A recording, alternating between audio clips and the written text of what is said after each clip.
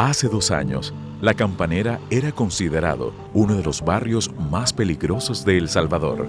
Una colonia famosa, ¿verdad? A nivel mundial por lo malo.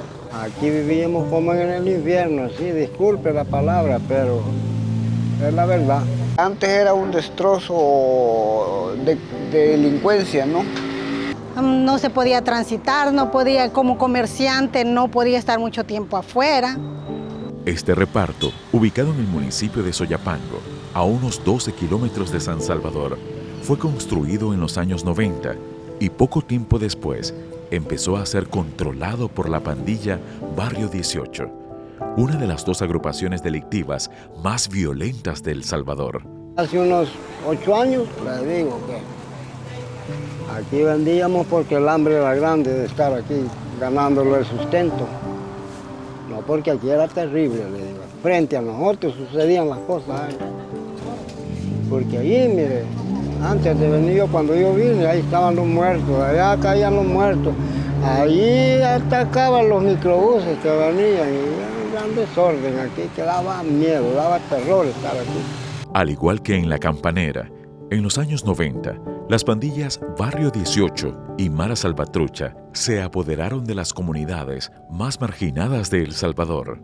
Teníamos que entregar dinero forzosamente, no podíamos tener nuestro dinero porque no podíamos tener un poquito porque nos exigían, podíamos tener más porque igual nos exigían, entonces era como no teníamos una libertad. Los grupos delincuenciales o pandilleros se asentaron en San Salvador a inicios de los años 90, cuando empezaron a ser deportados masivamente de Estados Unidos. Esto viene desde la década de 1970, se consolidó en los 90, pero tuvo mucho que ver la emigración ilegal de El Salvador y luego las personas que eran deportadas.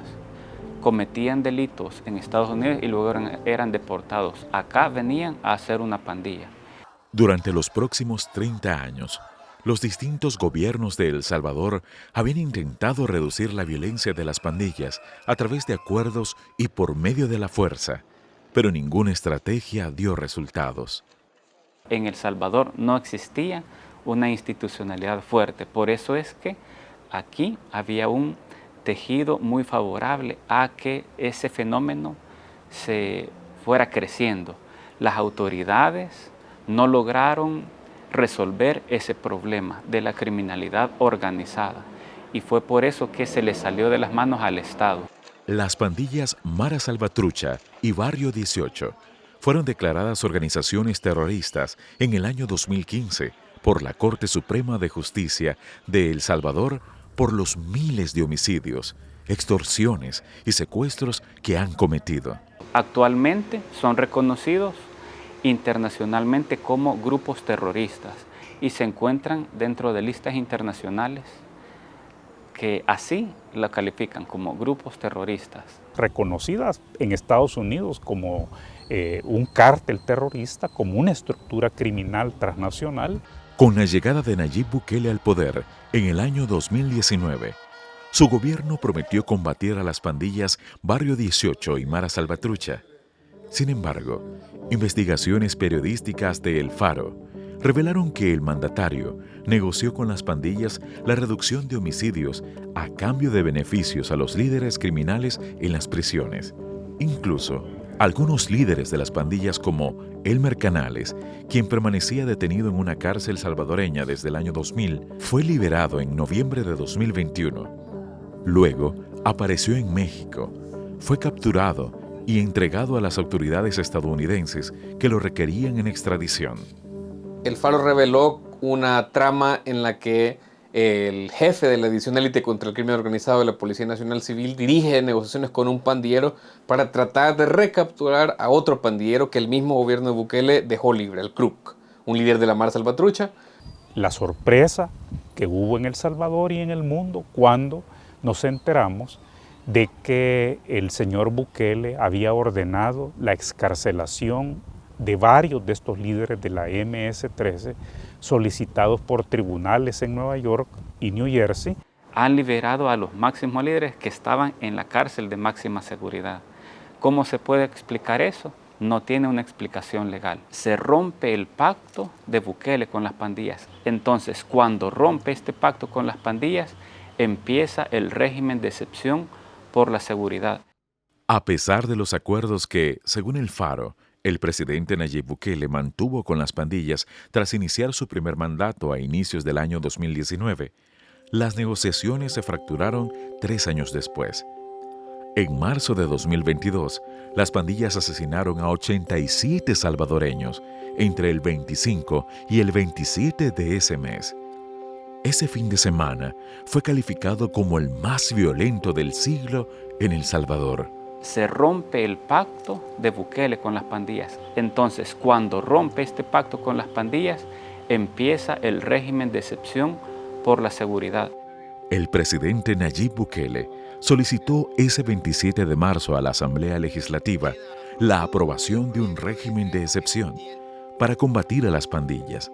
En ese entonces, el partido Nuevas Ideas ya controlaba el Congreso.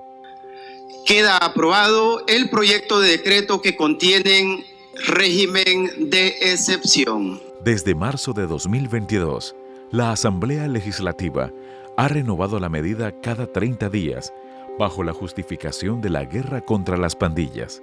En cualquier momento te pueden detener por cualquier razón, por tatuajes, por no tener tatuajes, porque un policía le parece sospechoso, porque alguien te puso el dedo, por cualquier razón te pueden detener. Y cuando eso ocurra, creo que es allí donde la gente empieza a ver qué significa vivir en un estado donde no hay garantías.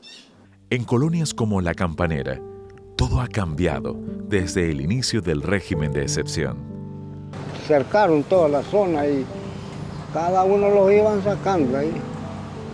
Cada ratito iban pasando, ahí pasaban con todo. Y así quedó ya y hasta la vez, aquí estamos bien cuidados, gracias a Dios. Nosotros vivimos en cautiverio en nuestro país, pero ahora no, ahora ya somos libres. Puedan venir prensas de otros lugares y venir a ver aquí, ¿verdad? Que ya no es como antes, que ya cambió. Sí, estamos mejor que antes, ¿verdad? Y pues agradecemos a Dios primero y también pues al presidente, vea que ha hecho bastante también. Más con libertad pues de salir, hay bastante seguridad y primeramente la seguridad de Dios, ¿verdad? Que siempre nos acompaña, ¿verdad? No, hombre, mire, ahora lo sentimos como que somos unos diputados con seguridad permanente aquí. Por el momento nos sentimos felices. Primero Dios que esto así siga, ¿va? Datos del gobierno salvadoreño refieren que entre los años 2009 y 2019, las pandillas cometieron 41.000 asesinatos, convirtiendo esa década en una de las más violentas de este pequeño país centroamericano. Los salvadoreños vivían en zozobra por una estructura terrorista eficientemente organizada, con tentáculos en todo el estado y con un control casi absoluto del territorio. Hasta julio de 2024, más de 80.000 presuntos miembros de las pandillas Mara Salvatrucha y Barrio 18 han sido detenidos bajo el régimen de excepción, según cifras oficiales. El régimen de excepción le permite al Estado suspender las garantías constitucionales como el derecho a la defensa de las personas detenidas, la inviolabilidad de las telecomunicaciones y el plazo máximo de detención provisional de 72 horas. Si bien es cierto que con el régimen de excepción se han reducido los homicidios en El Salvador, organismos de derechos humanos como Amnistía Internacional y Human Rights Watch denuncian que el Estado ha cometido violaciones generalizadas a los derechos humanos. Este salvadoreño, a quien llamaremos Carlos para proteger su seguridad, cuenta que fue detenido injustamente durante el régimen de excepción que inició a finales de marzo de 2022. Me llevaron, estando allá, pues ellos no llevaban ni una orden, ni papel, ni nada. Empezaron a hacer el papel al gusto de ellos. No me dijeron por qué me detenían, no me dijeron nada. De los 48 que íbamos en el microbús, solo un pandillero iba. De ahí todos eran civiles. Unos que cultivaban, unos que eran panaderos, unos que tenían sus talleres. Toda gente trabajadora. En el SECOT, El Centro de Confinamiento del Terrorismo asegura haber sido víctima de tortura por parte de los custodios. Los tuvieron 4 horas hincados. Los metieron en un barril con agua, con hielo. Una de las experiencias más dolorosas que vivió durante el mes que estuvo en prisión fue ver morir a un joven de 18 años que fue capturado junto a su padre.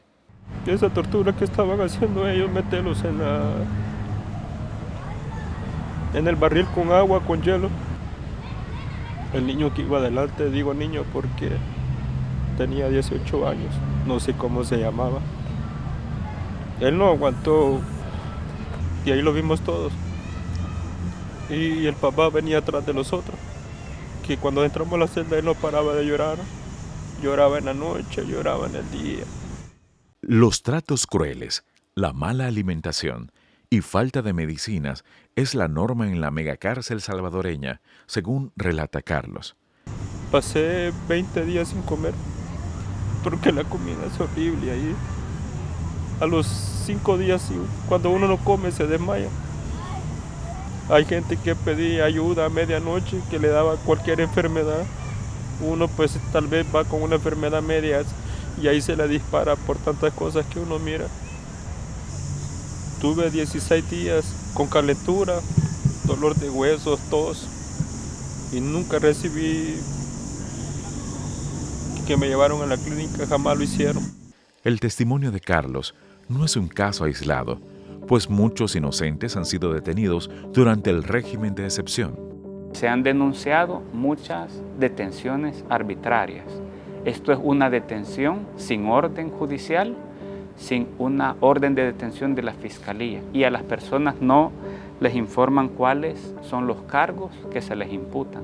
La organización Human Rights Watch denunció en un informe presentado a mediados de julio de 2024 que más de 3.000 menores han sido detenidos en el contexto del régimen de excepción. La captura de personas inocentes, entendiendo por personas inocentes, mujeres y hombres, niños, adolescentes, sin antecedentes penales, sin nexos criminales. Y como ya está muy bien documentado, la gran mayoría de las capturas producidas bajo el régimen de excepción se trata de personas inocentes. Más de 1.000 menores han sido condenados durante el régimen de excepción, principalmente por cargos de pertenecer a una pandilla. Las fuerzas de seguridad han sometido a muchos de estos niños, niñas y adolescentes a graves violaciones de derechos humanos durante el arresto, la detención e incluso después de su liberación, según Human Rights Watch. No sabemos si simplemente los van a condenar a todos y sin hacer un juicio, ¿verdad? Las quejas de muchos familiares porque consideran que las personas capturadas son inocentes y las denuncias de muertes y de maltratos en los penales son cada día más. La organización Cristosal ha documentado la muerte de 261 personas, 4 de ellas niños, que estaban bajo custodia del Estado salvadoreño, tras ser detenidas durante el régimen de excepción. Estas estadísticas no se muestran públicamente como muertes, ya que el gobierno dice que hay 0 homicidios. Hay torturas, han habido desapariciones, hay madres, hay esposas, hay compañeros de vida que andan buscando prisión en prisión a sus familiares, a sus cónyuges, a sus parejas, a sus hijos, a sus esposas, esposos.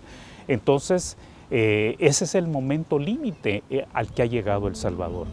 Pero en las comunidades históricamente extorsionadas por las pandillas, sus ciudadanos consideran que prefieren el régimen de excepción que vivir bajo el acecho de las maras.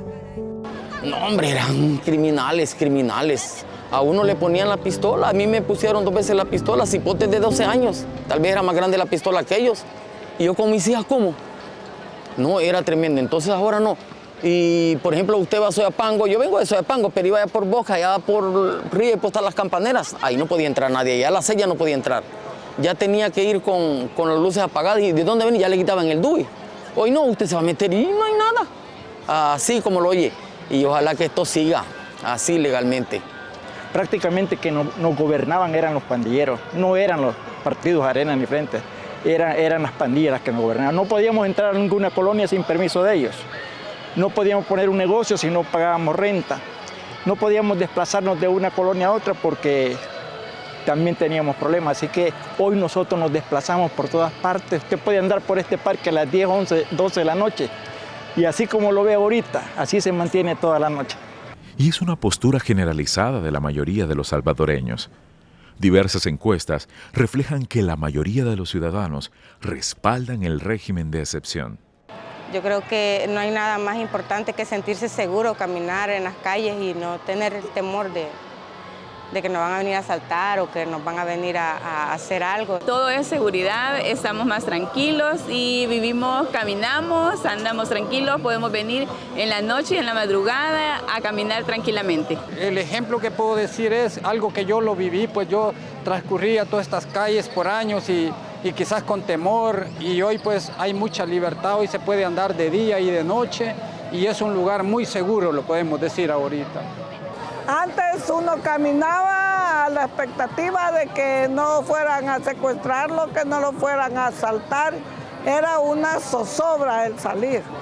La gente se siente más segura en las comunidades, los homicidios se han reducido, hay mucha gente que nos reporta que han dejado de pagar extorsiones y eso es invaluable para la gente que vive bajo el puño de hierro de las pandillas, bajo la crueldad inimaginable de las pandillas. La lucha contra las pandillas consolidó la popularidad del presidente Nayib Bukele en el mundo.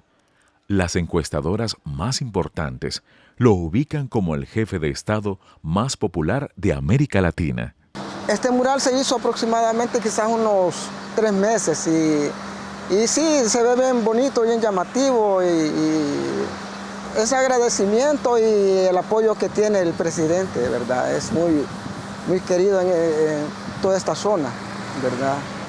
Las camisas de Nayib se empezaron a vender desde que él fue candidato para presidente en el 2018. Desde ese momento las camisas se volvieron tendencia como para los compatriotas que venían de otros países, igual para los salvadoreños.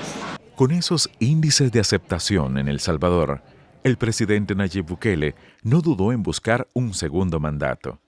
El 15 de septiembre de 2022, anunció que sería candidato a la presidencia, a pesar que la Constitución de El Salvador prohíbe la reelección en 6 artículos. Anuncio al pueblo salvadoreño que he decidido correr como candidato a la presidencia de la República. Analistas critican que, tras llegar a la presidencia, el presidente Bukele aseguró que no buscaría un segundo mandato y que se retiraría tras cumplir sus 5 años en la jefatura del Estado. ¿Cómo ha ido él cambiando de opciones? A un medio nicaragüense fue el que le dijo que la reelección en este país no se podía, para evitar, dice él, que los poderosos usen su poder para permanecer en el poder, que es lo que está haciendo él ahora. En El Salvador un presidente no se puede reelegir en el siguiente término. Así era aquí, te cuento. Sí, tengo entendido. Pero aquí era la Constitución y ya le meten un marquito, le dicen y pum pum. Bueno, en El Salvador no puede reelegirse. Siguió el modelo de autoritarios de la región, utilizar a la Sala de lo Constitucional para que desde ahí se le habilitara, entre comillas. Si usted observa, Daniel Ortega utilizó a su Tribunal Constitucional para avalar su reelección. El Salvador está viviendo lo que Venezuela hace 25 años, lo que Nicaragua hace 15 años, el desmantelamiento de la democracia, la destrucción del Estado de Derecho, el secuestro de las instituciones públicas, la captura de las instituciones públicas, de la independencia de jueces y fiscales por el señor Bukele. El que se dé esta reelección es, digamos, como una de las piezas finales que se están poniendo en el tablero para consolidar el régimen autoritario que tiene el presidente y probablemente transitar a una dictadura como Nicaragua. Eso es lo que estamos viendo y eso es las señales, todas las señales que tenemos como país. En junio de 2023, el partido oficialista Nuevas Ideas, que controla la Asamblea Legislativa, reformó el Código Electoral que redujo de 84 a 60 el número de escaños en el Parlamento. La reforma también adelantó la fecha de las elecciones legislativas y las fijó para el 4 de febrero de 2024, el mismo día que constitucionalmente se realizan las elecciones presidenciales. Un cambio de reglas en el sistema electoral que beneficia al Partido Nuevas Ideas y al presidente, y una autoridad electoral que ha sido pasiva y hasta complaciente con el presidente y su partido.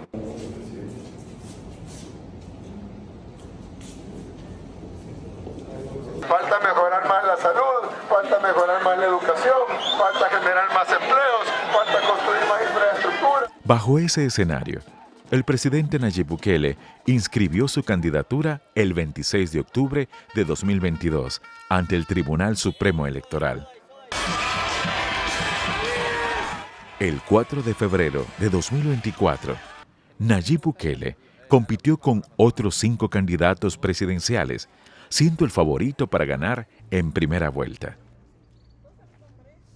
Esa misma noche, Bukele se proclamó ganador de las elecciones con un 85% de los votos. Hemos ganado la presidencia de la República por segunda vez, con más del 85% de los votos. El presidente Bukele hizo referencia a que El Salvador se convirtió en una democracia con un modelo de partido único. Sería la primera vez que en un país existe un partido único en un sistema plenamente democrático. Toda la oposición junta quedó pulverizada. Obviamente él necesita este baño de masas para decir, ya ven que todo lo que se ha hecho está bien, entonces sigámoslo haciendo. Y ahí es donde puede venir, y que ya lo tenemos nosotros en mente, represión, no necesariamente en las calles con el ejército, pero sí represión contra toda voz disidente, teniendo ahora, digamos, esa legitimidad que le refrendó de nuevo el pueblo. Sus simpatizantes acudieron a celebrar el triunfo de Bukele en el centro histórico de San Salvador. El mandatario dio su discurso desde el Palacio Nacional junto a su esposa Gabriela. Magnífico, Sinaís quiere aceptar el pueblo que siga para toda la vida. ¿Qué le puedo decir? Contenta, estoy excelente lo que sucedió. Un milagro, algo que no tengo ni palabras. ¿Cómo decirle al Señor? Le dio gracias por permitirnos tener a este presidente. Bueno, para mí esto ha sido un evento, como se le llama, histórico. Me parece que la política de nuestro presidente y la manera de ejecutar las promesas, cumplirlo, ha sido muy exacto, y también me parece que el pueblo ha elegido muy bien para estos próximos 5 años. Pues la verdad siento que va a seguir transformando el país, va a seguir transformando las oportunidades de las familias, del pueblo, va a seguir transformando el futuro de los niños, de los jóvenes, y siento que va a abrir caminos a muchas posibilidades de crecer el país y de mejorar económicamente. Es algo bueno, es un logro más para el país, ya que él, hasta el momento, él ha hecho muchos logros, muchos cambios en el país, entonces esperamos que continúe. Pues el país ha cambiado drásticamente para una gran mejoría, y la reelección a mí me parece que es lo más justo pues, que hemos hecho pues, a nivel país, porque habíamos tenido 30 años de unos gobiernos pues, de que en verdad no se notaba, no se veía lo que habían hecho, y ahora sí se ve, en verdad se ve lo que el presidente ha hecho, y bueno, contento pues de que se haya reelegido, y nosotros como pueblo pues haberlo elegido también. La mayoría de gente habla de la seguridad, pero eso solo es la base.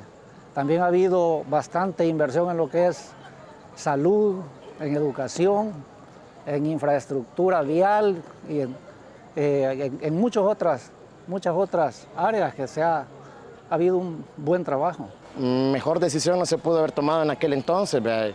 cuando la Asamblea pues votó para que nuestro presidente pudiera reelegirse consecutivamente, y espero que además de estos 5 años vayamos a más, la verdad, porque lo que ha pasado acá, la verdad es que es histórico y es lo mejor.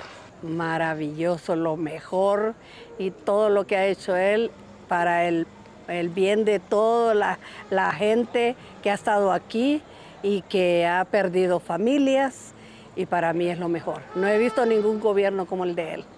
Pues en los últimos 5 años, gracias a Dios, todo bien. Por ejemplo, ahorita si usted ve, toda esta gente ahorita estuviera en su casa, pero gracias a mi presidente Nayib Bukele hemos salido adelante y mire, chañado toda la calle, chulo, divino.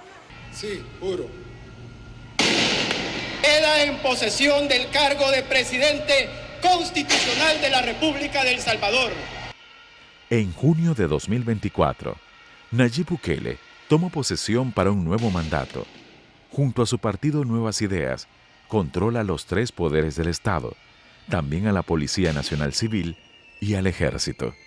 El Salvador regresa a un escenario que no hemos tenido desde 1939, que es lo que nosotros hemos considerado una dictadura, un Estado donde una sola persona controla todo lo que ocurre en todas las instituciones, en la policía, en el ejército, en la Corte Suprema, en los juzgados, en la Asamblea Legislativa, en el Instituto de Acceso a la Información, en el Tribunal Supremo Electoral. El tan publicitado modelo Bukele de control delincuencial de mano dura se ha revelado como un modelo de represión generalizada, de inyección de miedo, de violaciones abominables a los derechos humanos que ya están, como en el caso de Venezuela y como en el caso de Nicaragua, están ya siendo consideradas de manera seria por la comunidad internacional. La sociedad civil y los centros de pensamientos temen que El Salvador se convierta en una nueva dictadura en América Latina, similar a la de Nicaragua, Venezuela o Cuba. Puede, digamos, seguir el modelo Ortega, que de hecho ya lo estaba haciendo en 2021 con la ley de agentes extranjeros. Quiso cerrar las organizaciones. Entonces, no se ve un panorama favorable para la democracia. De hecho, es la sociedad civil la que está en la primera línea de defensa en estos momentos de los derechos humanos.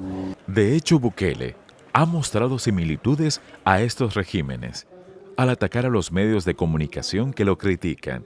Hemos tenido gravísimos ataques. El Faro es un medio que está bajo tantos ataques que tuvo que mudar su sede administrativa de San Salvador a Costa Rica. Porque el Ministerio de Hacienda, bajo Bukele, nos ha abierto 5 auditorías y nos acusa de lavado de dinero. Durante los últimos 5 años lo que hemos tenido es un cierre a la prensa independiente, ¿verdad? Todos los periodistas. Y cuando digo independiente me refiero que no tenemos ningún vínculo con el gobierno. Entonces el primer paso es no brindar entrevistas, no darnos información. Si hacemos solicitudes de información, declarar que esta información está reservada. Desde 2019 ha estigmatizado a periodistas, catalogándolos como empleados del magnate filántropo George Soros, e incluso enviando drones a las casas de algunos reporteros como Carlos Dada, director de El Faro. La táctica de Bukele, no de ahora, sino desde hace un montón, ha sido desacreditar al mensajero, descalificar. Entonces, descalifico, ellos son periodistas de oposición, ellos son periodistas de Soros, que además lo de Soros es una conspiración, una teoría de la conspiración de ultraderecha con visos antijudíos, pues. Y el punto es decir, te descalifico antes y entonces todo lo que digas después ya no importa. O sea, no hablemos ni del CRUC, ni de los préstamos, ni de la corrupción. Hablemos de que los periodistas son malos. Hay ataques, hay burlas y mucha hostilidad. Más con algunos colegas y más con algunos medios que con otros, ¿verdad? También los periodistas y activistas de derechos humanos salvadoreños han denunciado ser víctimas de espionaje, luego de que sus teléfonos fueran intervenidos en repetidas ocasiones con un sofisticado sistema llamado Pegasus. Nosotros en enero de 2022 publicamos una investigación que hicimos verificada por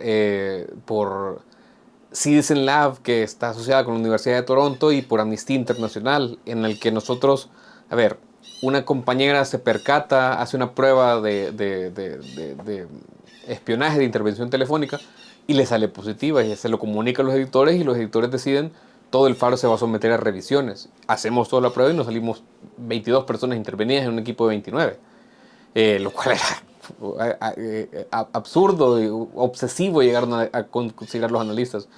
Tenemos periodistas exiliados, tenemos periodistas que han decidido dejar el oficio porque sienten que el precio para ser periodista, para decir estas cosas en público, es mucho más alto ahora que hace 5 años y se ha vuelto más caro ser periodista en El Salvador. Nosotros nos vemos en los espejos de Nicaragua, por ejemplo, que es el ejemplo que tenemos más cercano. El reto en este nuevo mandato del presidente Bukele no solo será el tema de la seguridad, aseguran los salvadoreños, sino la economía, pues en el país centroamericano casi el 30% de sus ciudadanos viven en pobreza y otro 8% en pobreza extrema, según la Comisión Económica para América Latina, CEPAL. La canasta básica, el maíz vale $35, valía el saquito. El tambo de gas, ¿cuánto vale? El molino, ¿cuánto lo cobra? Naciones Unidas ha reconocido que en cuestión de meses pasaron a la inseguridad alimentaria de 1 millón de habitantes de El Salvador a casi 3 millones. La economía no crece, se han hecho enormes gastos para potenciar la imagen del país, pero al final solo ha sido una potenciación de la imagen del presidente y eso ha presionado mucho el gasto público y creo que ahí hay un gran problema porque una gran apuesta que fue lo del Bitcoin no da luces. Los salvadoreños tienen puestas sus esperanzas en Nayib Bukele. Creen que será el jefe de Estado que de una vez por todas lo sacará de la pobreza y la violencia que se ha enquistado en los últimos 40 años. Nosotros lo volvimos a elegir porque ha hecho muy bien el trabajo. Y seguimos y queremos que siga esto, ¿verdad? Que estos lugares, pedir, ¿verdad? Que siempre haya seguridad, que es una parte fundamental. Porque recuérdese de que si este fue unos lugares que va a quedar como en el recuerdo, como decía uno de nuestros diputados, que estuvo marginado ante la sociedad, ahora queremos ser parte de la sociedad, ¿verdad? Una década de guerra civil y otras 3 décadas bajo el terrorismo de las pandillas no se olvidan fácilmente. Pero, ¿estará el presidente Nayib Bukele dispuesto a levantar el estado de excepción y devolverles los derechos civiles y políticos a los salvadoreños? ¿Estará dispuesto a terminar su segundo mandato sin imponer una reelección indefinida? ¿Cuál será su legado? Solo el tiempo lo dirá.